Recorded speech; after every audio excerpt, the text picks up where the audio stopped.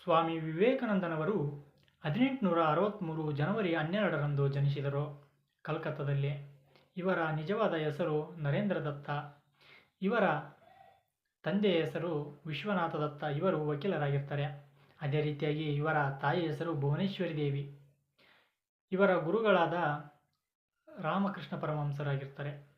ಅದೇ ರೀತಿಯಾಗಿ ಇವರ ಸಹೋದರಿ ಅಥವಾ ಸಿಸ್ಟರ್ ನಿವೇದಿತಾ ಎಂಬುವವರು ಐರ್ಲೆಂಡಿನ ಸ್ನೇಹಿತೆಯಾಗಿರ್ತಾರೆ. ಐರ್ಲೆಂಡಿನ ದೇಶದವರಾಗಿರ್ತಾರೆ. ಇವರು ಸ್ವಾಮಿ ವಿವೇಕಾನಂದನವರ ಸ್ನೇಹಿತೆ. 1897ರಲ್ಲಿ ಇವರು ಭಾರತಕ್ಕೆ ಬರ್ತಾರೆ. ಯಾರು? ನಿವೇದಿತಾ ಎಂಬುವರು, ಸಿಸ್ಟರ್ ನಿವೇದಿತಾ ಎಂಬುವರು ಭಾರತಕ್ಕೆ ಬರ್ತಾರೆ. ಸ್ವಾಮಿ ವಿವೇಕಾನಂದ ಎಂಬ ನಾಮಕರಿಸಿದರು. ಸ್ವಾಮಿ ವಿವೇಕಾನಂದ ಅಂತೇಳಿ ಹೇಳಿದವರು ಯಾರಪ್ಪ ಅಂತಂದಾಗ ಅಜಿತ್ ಸಿಂಗ್ ಎಂಬುದು. ಅದೇ ರೀತಿಯಾಗಿ ಇವರಿಗೆ ಬಿರುದುಗಳು ಕಂಡು ಬರ್ತವೆ. ಸ್ವಾಮಿ ವಿವೇಕಾನಂದ ಅವರಿಗೆ ಬಿರುದುಗಳಿವೆ. ಅವು ಬಹಳ ಇವೆ. ನಾನು 1 ಅಥವಾ 2 ಹೇಳ್ತೇನೆ. ದಿ ಮಾಸ್ಟರ್ ಅಂತಲೂ ಕರೀತಾರೆ. ಮತ್ತು ಭಾರತದ ಬಿರುಗಾಳಿಯ ಸನ್ಯಾಸಿ ಅಂತೇಳಿ ಕರೀತಾರೆ. ಅದೇ ರೀತಿಯಾಗಿ ಇವರಿಗೆ ಭಾರತದ ರಾಷ್ಟ್ರೀಯ ಆಧ್ಯಾತ್ಮಿಕ ಚಳುವಳಿಯ ತಂದೆ ಅಂತಲೂ ಕರೀತಾರೆ. ಇನ್ನೂ ಇತರ ಇದ್ದಾವೆ. ಅದೇ ರೀತಿಯಾಗಿ ಇವರು ಸ್ವಾಮಿ ವಿವೇಕಾನಂದನವರು ಬಾಲ್ಯದಿಂದಲೇ ಇವರು ಆಧ್ಯಾತ್ಮಿಕದ ಕಡೆ ಒಲವನ್ನು ತೋರಿದವರು. ಇವರು ಕಲ್ಕತ್ತಾದಲ್ಲಿ ಹಿಂದೂ ಕಾಲೇಜಿನಲ್ಲಿ ತತ್ವಶಾಸ್ತ್ರದಲ್ಲಿ ಪದವಿಯನ್ನು ಪಡಿತಾರೆ. ಸ್ವಾಮಿ ವಿವೇಕಾನಂದನವರು ದೇವರ ದರ್ಶನವನ್ನು ಪಡಿಬೇಕಂತೇಳಿ ಮಾರ್ಗದರ್ಶನಕ್ಕಾಗಿ ಹುಡುಕಾಡ್ತಿರ್ಬೇಕಾದಾಗ ಹಲವು ಪಂಡಿತರೊಂದಿಗೆ ಚರ್ಚೆಯನ್ನು ಮಾಡ್ತಾರೆ. ಕೊನೆಯದಾಗಿ ಇವರು ರಾಮಕೃಷ್ಣ ಪರಮಹಂಸರ ಶಿಷ್ಯರಾಗ್ತಾರೆ. ಚಿಕಾಗೋ ವಿಶ್ವ ಧಾರ್ಮಿಕ ಚಳುವಳಿ ಎಂಬುದು 1893ರಲ್ಲಿ ನಡೀತಿತ್ತೆ. ಆಗ ಸ್ವಾಮಿ ವಿವೇಕಾನಂದನವರು ಅಲ್ಲಿಗೆ ಹೋಗಬೇಕಾದಾಗ ಅವ್ರ ಜೊತೆ ನರಸಿಂಹಾಚಾರ್ಯರು ಹೋಗ್ತಾರೆ. 1893ರಂದು.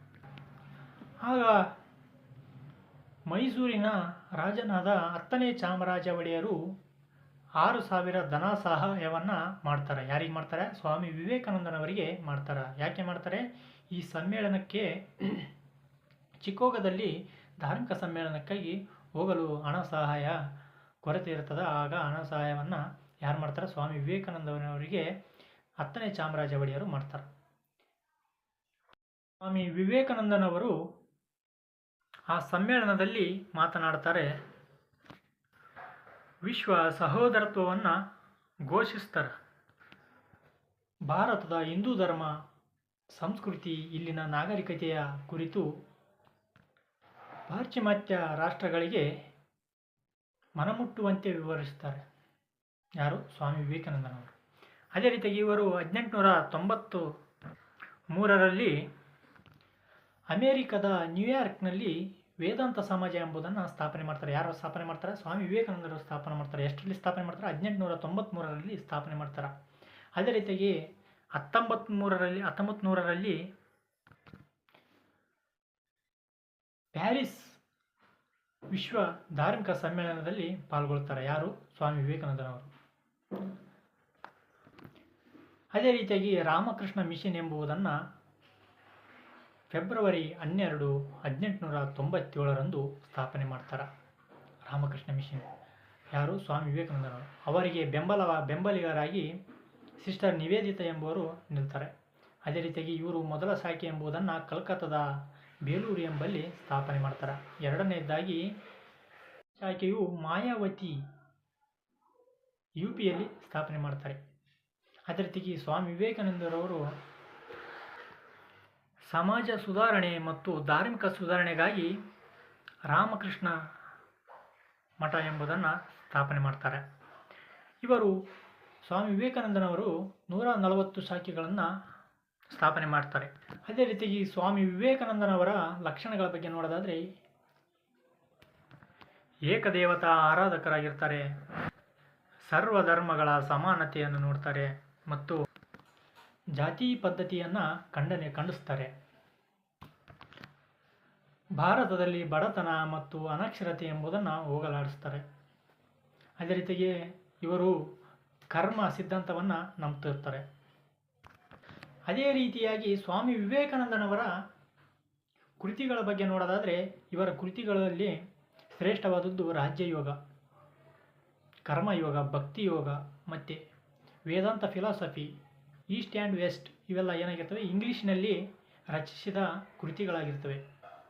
ಅದೇ ರೀತಿಯಾಗಿ ಸ್ವಾಮಿ ವಿವೇಕಾನಂದನವರ ಪತ್ರಿಕೆಗಳ ಬಗ್ಗೆ ನೋಡೋದಾದರೆ ಪ್ರಬುದ್ಧ ಭಾರತ, ಉದ್ಬೋಧನ ಇವು ಇಂಗ್ಲೀಷಿನ ಪತ್ರಿಕೆಗಳಾಗಿರ್ತವೆ. ಅದೇ ರೀತಿಯಾಗಿ ಸಿಸ್ಟರ್ ನಿವೇದಿತಾ, ಐರ್ಲೆಂಡ್ ದೇಶದ ಸಿಸ್ಟರ್ ನಿವೇದಿತಾ ಎಂಬುವರು ಸ್ವಾಮಿ ವಿವೇಕಾನಂದರವರ ಒಡನಾಟಗಳ ಕುರಿತು ಒಂದು ಗ್ರಂಥವನ್ನು ರಚನೆ ಮಾಡಿರ್ತಾರೆ. ಆ ಗ್ರಂಥದ ಹೆಸರು the master I saw him ಅಂತ ಹೇಳ್ತೀವಿ. ಅದೇ ರೀತಿಯಾಗಿ ಸಿಸ್ಟರ್ ನಿವೇದಿತಾ ಎಂಬುವರು ಸ್ವಾಮಿ ವಿವೇಕಾನಂದರವರಿಗೆ ಒಂದು ಬಿರುದನ್ನು ಕೊಡ್ತಾರೆ. ಆ ಬಿರುದೇ ದಿ ಮಾಸ್ಟರ್ ಆಗಿರ್ತದೆ.